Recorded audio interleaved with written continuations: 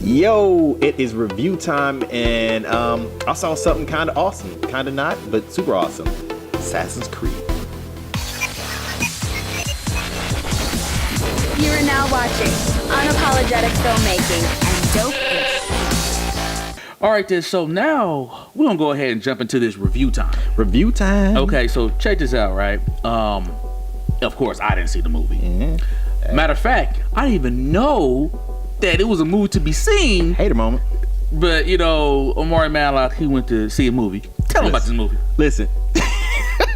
So listen, you guys know that seeing movies is my job. I take my job very seriously, man. Mm-hmm. And over the New Year celebration, holiday, whatever you want to call it, we went and seen Assassin's Creed. Who's we? Me and Katisha. Oh, my okay, boo wife. thing. Okay. So you went to my go baby see. boo. So we did go see Assassin's Creed, huh? Mm-hmm. Okay. And now let me tell you this. No, where was you at? I was in DC. I was in DC. Yep. I don't remember what theater it was. Did you like do your social media thing? What social media thing? You know, did you? So let's go ahead and Facebook? do this review, y'all.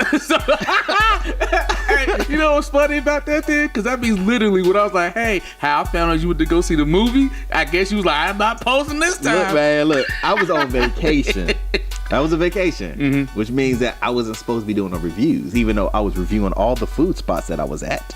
Yeah, ain't that funny? So you show all the food, but not the movies. Okay, go ahead, though. Go ahead, I'm listening. Yeah, no. So, all right. So, as you may or may not know, Assassin's Creed is based off of a video game, That's which correct. I've never played. You played none of them? No, I've seen my kids play it, which looks super awesome, and the concept is amazing.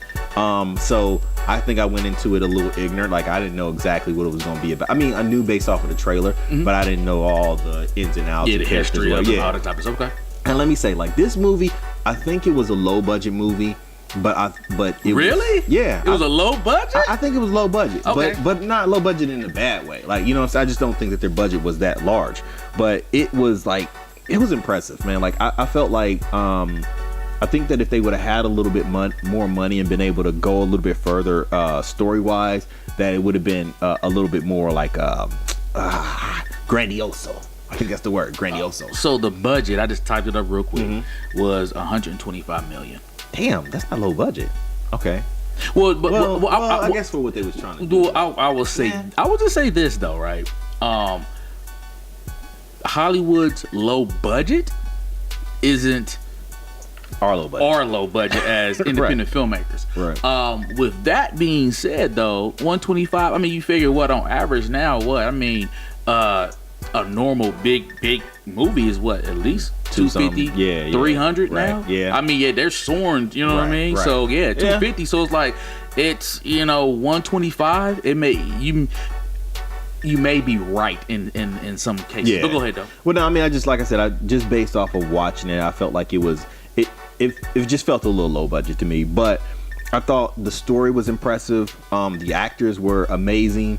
So I have this thing where I kind of hate supervillains that are supervillains for the sake of supervillain sake or whatever. What? Like who? Like Ultron. Okay. Okay. Ultron in that movie, I thought was just the dumbest. I was gonna say a bad word. The dumbest villain. Right. Okay. This is why it's so stupid. Right. Okay. You're a robot. Okay. One of the most intelligent robots made. Right. So you're gonna take over the world. Right. Your method of taking over the world is I'm going to pick up a city and drop it onto the earth until it just plumes and plunge the world into darkness or whatever, right? But you don't stop the Avengers or the rest of the world from communicating. What? Okay, you're in cyberspace, you're walking around, and you don't stop people from communicating. That's like in war, that's the first thing you do is you confuse your opponent and you cut off all communications. If they can't talk to each other, it'd be harder to stop you. But did everybody just talking? Just going about doing their business? So kind of pissed me off. We're gonna just talk about that later. Okay. But supervillains for the sake of supervillains for the sake of supervillains' sake. So but in this movie, they was like the Illuminati. Yeah. They were like, but that's how it was in the game, I think.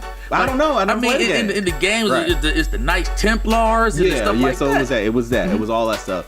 But I think even what they were trying to do, it was more so like they were trying to control the masses. You know what I'm saying? So I thought that was kind of cool. You know what I'm saying? Like they were doing it through influence, a little bit more realistic, where it's like government, religion, and all these different kind of things. I don't know, that was probably all in the game as well. But they were looking for this thing called, I guess it was like Adam and Eve's apple. Mm-hmm. And I guess whatever that artifact was, it was like the genetic coding of mankind in general. So what they were trying to do is that's like spoiler alert, right?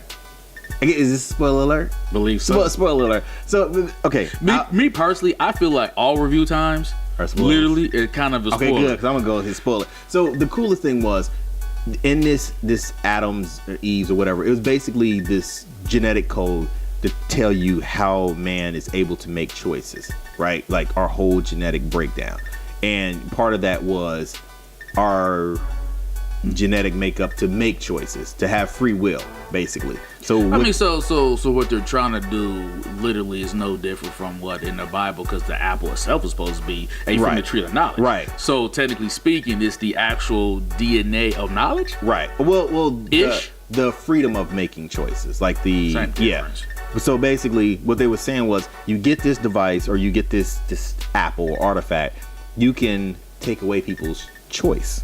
You can, like, their free will is no longer. You know what I'm saying? So I was like, damn, like, you know, but the coolest thing how they was doing it was everything up until this date was a mini version of that. Like religion, politics, consumerism, everything was about swaying the masses. So this was like the ultimate goal. So I thought that was cool. You know what I'm saying? Them being bad guys, like blah, blah, blah. And then even with the thing that I hated about The Force Awakens was that, you know, Rey, she had no training, but she was all of a sudden super awesome. It pissed me off. You know what I'm saying? Because it wasn't realistic. And this movie, when they went into the Animus, I think that was called, when they went into the Animus, they were reconnecting with their ancestors.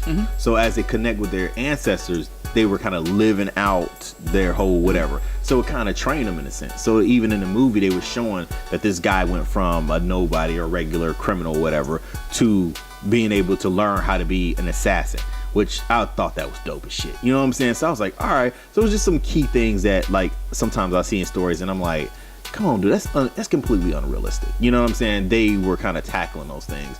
So like now this dude is super sweet over a matter of, I guess, weeks or something. He's super sweet, but it makes sense why he's super sweet. First off, is in his genetics, which I do believe that we can obtain skills and skill sets or whatever through genetics, but they're fine-tuned because you're like sped up in this little hyperbolic chamber. So you went Dragon Ball Z. You know what I'm saying? Okay. Hyperbolic chamber. Okay. So yeah, but that like I said, the story was dope. The dude that played it, I don't remember his name, but it was Magneto. Talk about Michael Fassbender. Yeah, how you forget him, man? I don't know, man. He was in 300. Oh, he wasn't? Was he? Yeah, he was a dude that I forget his name, but he was the dude that when the gypsy was throwing the fight, he turned around and then the shield was fire was going. It's about Fassbender, man. Fassbender, I should know. Fassbender, Ben Magneto, Metal. I don't think that's nothing to do with that. That works. That works. My goodness, man. But with that, man, but see, this is the thing. How you not Michael Fassbender? Okay, anyway. So yeah, so it was awesome people in it. Very realistic, very dope. So question is this then. Yep. Is it a movie to see at the theater though? After you saw, I was like, you know, it don't sound like it. Nah, probably not. I mean, like, if you don't know, when it comes to movies at the theater, they got to be bigger than life. You know what I'm saying? And this one was huge. It was really dope, but it was just something missing, man. It's just missing something.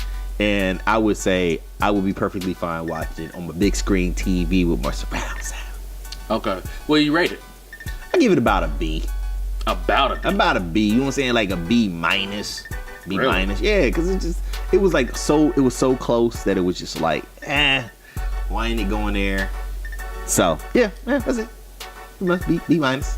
So that's probably the real reason why you didn't tweet nothing about it at all or anything, right? I mean, no, normally I try to, but dude, hey, I was on vacation. Son. I mean, oh yeah, but you was tweeting all your food and everything. What I'm saying is this though. Hey, cause that food was good. But nobody else I'm getting at though. So stuff that was good, you tweeted about. See, that's what I'm saying. So subliminally, it was like, I'm not even going because it wasn't really all that then. I was supposed to, but I got sidetracked, and then you know what? It didn't happen. Okay. So you give it a B. B minus. B minus. B minus. And pretty much you're saying just see it at home, huh? Yeah. I mean, or if you just don't have nothing else to do, go check it out. It's pretty. Hey, so how was the eagle dive? You like, what is that? That's when they get on the top of the thing. No, they that was sweet. That was sweet.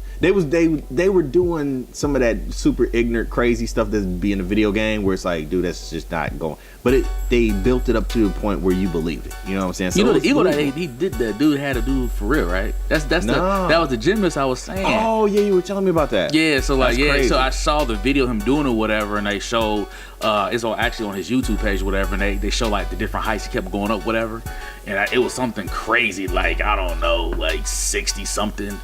It was something crazy with that. They show him go down and of course, going to boxes or whatever. Right. But yeah, they showed like the green screen. So when he dived down, it was really. That was nasty. Yeah, they was doing some like parkour. Ain't it? That was him. Yeah. Hey, they was doing some parkour. Like I'm talking about like big ass cities, dude. I'm talking about huge ancient cities, and they were doing some shit. I was like, hey, damn, that's kind of dope. You know what I'm saying? So I'm like, that's probably where they spent all the money at. It's because hey, look, the sets were huge, man. They chased them through this big ass city. I'm talking about lengthwise and height-wise. I was like, damn, dude.